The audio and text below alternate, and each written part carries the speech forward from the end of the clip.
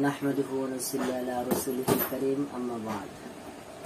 সমস্ত প্রশংসা ওই আল্লাহ তাআলার জন্য যিনি আপনাকে আমাকে সৃষ্টি করেছেন এবং মাহে রমজানের 29টি রোজাকে অতিক্রম করে আজকে আমাদেরকে ঈদের দিন ঈদের নামাজ শেষ করে নিজ নিজ বাসায় নিজ নিজ স্থানে আল্লাহ তাআলা থাকার তৌফিক দান করছেন। এই জন্য সকলে শুকরিয়া আদায় করি, আলহামদুলিল্লাহ।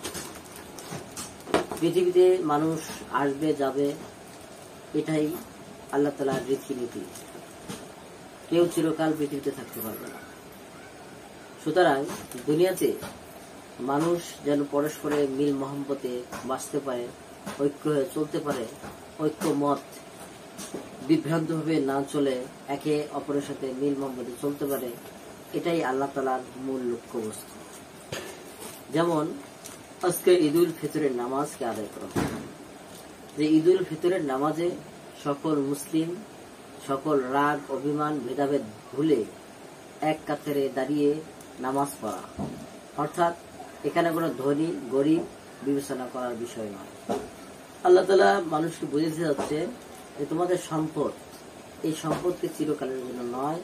অতএব আজকে যেমন এক কাতারে তোমরা দাঁড়িয়ে নামাজ পড়তে পারলে, ঠিক রোজ হাসরের ময়দানে সকলকে এক কাতারেই দাঁড়াতে হবে। এই দুনিয়ার যে ফলাফল ভালো করবে আখেরটা তার জন্য রয়েছে জান্নাত, আর যার ফলাফল খারাপ হবে তার জন্য রয়েছে জাহান্নাম।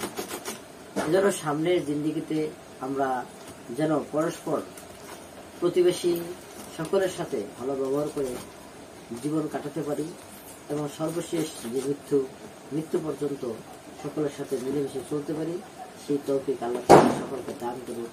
এই বলে আজকের আলোচনা শেষ করছি। সকলকে জানাই ঈদুল ফিতরের ঈদ মোবারক। আসসালামু আলাইকুম ওয়া রাহমাতুল্লাহি ওয়া বারাকাতুহু।